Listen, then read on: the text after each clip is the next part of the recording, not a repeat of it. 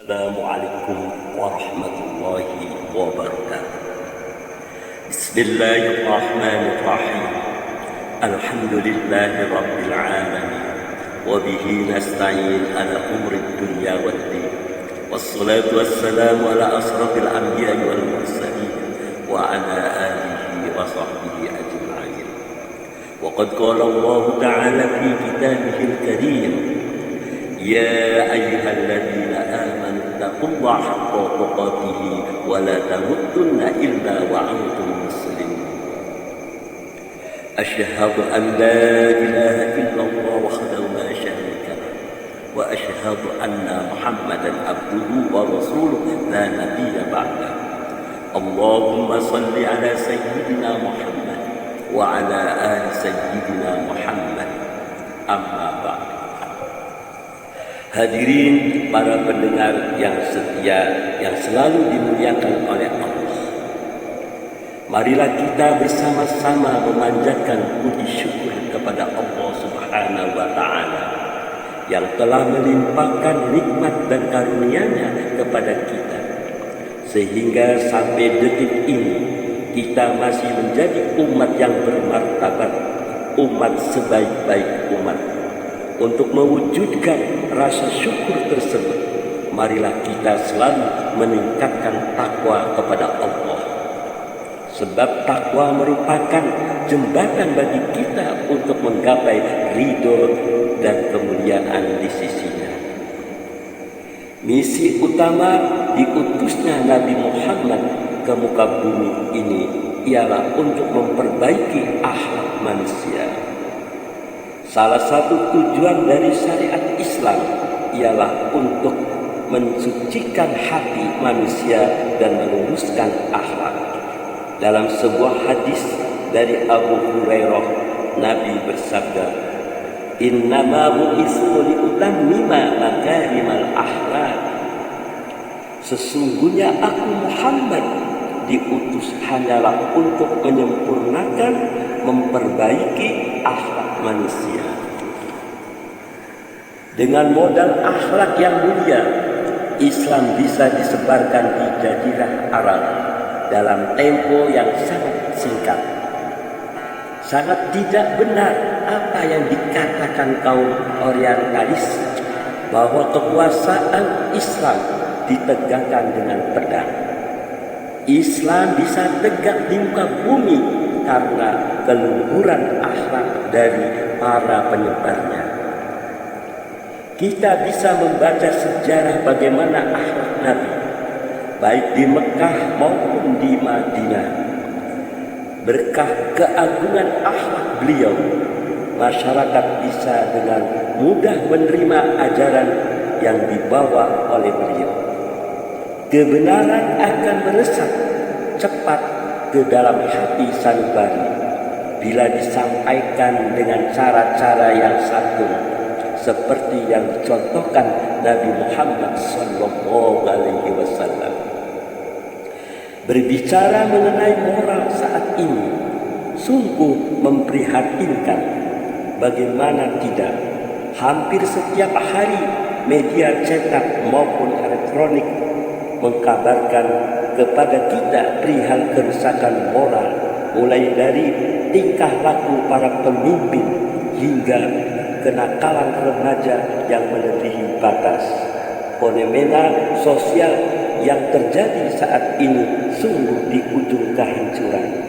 Padahal moralitas merupakan pranata yang paling utama untuk menata masyarakat.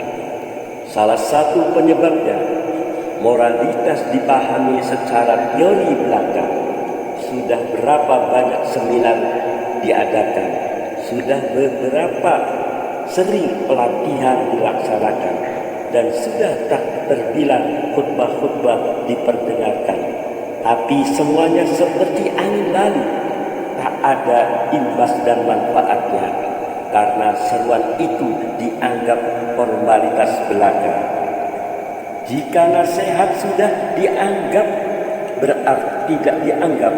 Jika nasihat sudah tak dianggap, berarti kerusakan akhlak sudah mengerikan. Bukankah Allah Subhanahu wa taala telah berfirman, wal asri innal insana lafi khusrin illal ladzina amanu wa 'amilus shalihati wa tawassaw bil haqqi wa tawassaw bis sabr. Demi masa sesungguhnya manusia itu benar-benar dalam kerugian, kecuali orang-orang yang beriman, yang mengerjakan amal soleh dan nasihat-menasehati supaya mentaati kebenaran, dan nasihat-menasehati supaya menetapi kesabaran. Moral harus diwujudkan dalam bentuk tindakan, bukan tulisan. Pelaksanaan bukan kekuasaan, pengamalan bukan hafalan, kenyataan bukan penataran, esensi bukan teori, realitas bukan identitas, dan seterusnya. Keberadaan tidak bisa dibuat-buat, dipalsukan, atau sekedar simbolis. Canggihnya teori, banyaknya ajaran, tingginya jabatan, indahnya paras wajah, dan melimpahnya harta tidak menjamin baiknya moral seseorang. Bisa jadi orang miskin lebih bermoral ketimbang mereka yang berduit. Rakyat jelata lebih bermoral ketimbang pejabat. Lalu apa yang harus kita lakukan untuk membangun moralitas di tengah era yang bebas itu? Di antaranya meneladani kepribadian Nabi Muhammad SAW. Beliau telah memberi contoh kepada kita bagaimana mengatur negara yang baik dan masyarakat yang bermoral. Rasulullah selalu menekankan aspek kebaikan, kejujuran, kesolehan, dan keadilan bagi semua kalangan tanpa memandang warna kulit, keyakinan, serta ras. Selain itu, Rasulullah selalu berpesan agar umatnya tidak menuruti hawa nafsu, karena hawa nafsu sumber kemungkaran dan kemerosotan akhlak. Orang akan mudah melakukan korupsi, menipu, dan kemungkaran sosial lainnya. Jika terlalu menuruti hawa nafsu, bahkan Rasulullah mengancam status umatnya yang tidak bisa mengendalikan hawa nafsu. Dalam sebuah hadis, Nabi berkata, la yu'minu ahadukum hatta yakuna hawahu taba'an lima ji'tu bihi.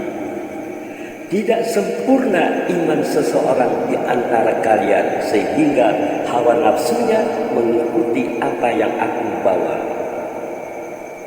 Hadirin para pendengar yang setia, yang selalu dimuliakan oleh Allah.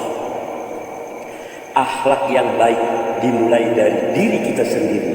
Oleh karena itu, kita kembangkan sikap simpati, yakni menjunjung tinggi nilai-nilai moral, meningkatkan kepekaan terhadap orang lain, dan berusaha memahami sesuatu dari sudut pandang orang lain. Tumbuhkan hati nurani, yakni membangun moral seseorang, memberikan ajaran kebaikan padanya, dan membantunya untuk membedakan mana yang benar dan mana yang salah. Rasulullah SAW adalah manusia terbaik yang harus kita teladani. Cukup sekian dari saya. Wallahul muwaffiq ila aqwamit thoriq. Wassalamualaikum warahmatullahi wabarakatuh.